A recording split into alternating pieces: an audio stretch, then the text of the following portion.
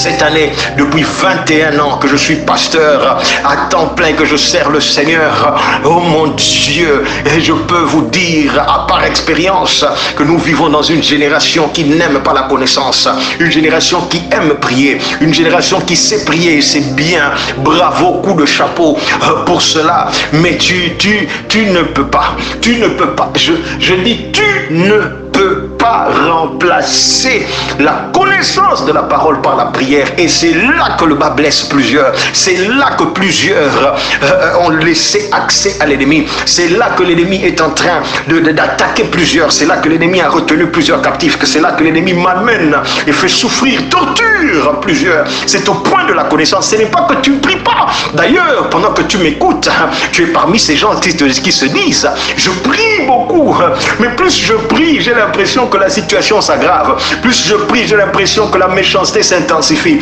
plus je prie, j'ai l'impression que les attaques se multiplient. D'ailleurs, c'est quand je prie pas que je dors un peu tranquillement, mais si seulement j'essaye d'insister dans la prière avant de dormir, cette nuit-là je ne vais pas dormir, je serai tourmenté, je ne sais pas comprendre. Je prie, mais je continue à être oppressé. Écoute-moi, Dieu m'a envoyé te donner la réponse, la solution à ton problème. Ton problème, c'est que tu pries, mais tu n'as pas de connaissance, frère. Oh, je ne sais pas en quelle langue je dois dire ces choses. Je ne sais pas comment insister.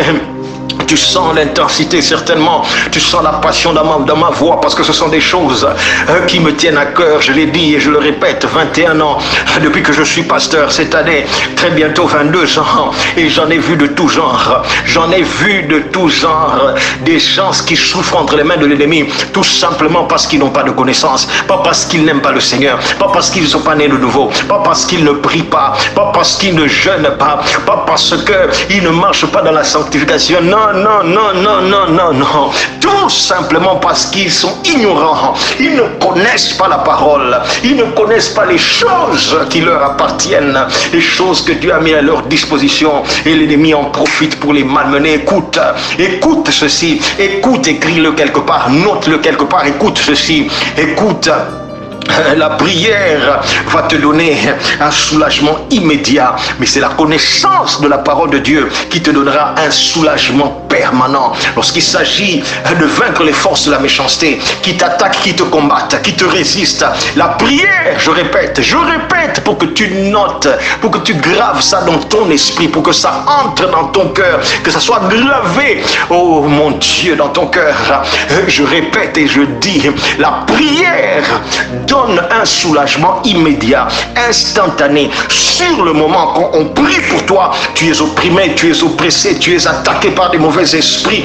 Lorsqu'on prie dans le nom de Jésus, à l'instant même, dans l'immédiat, tu es soulagé de cette oppression, tu es soulagé de l'attaque des forces de la méchanceté, dans l'immédiat.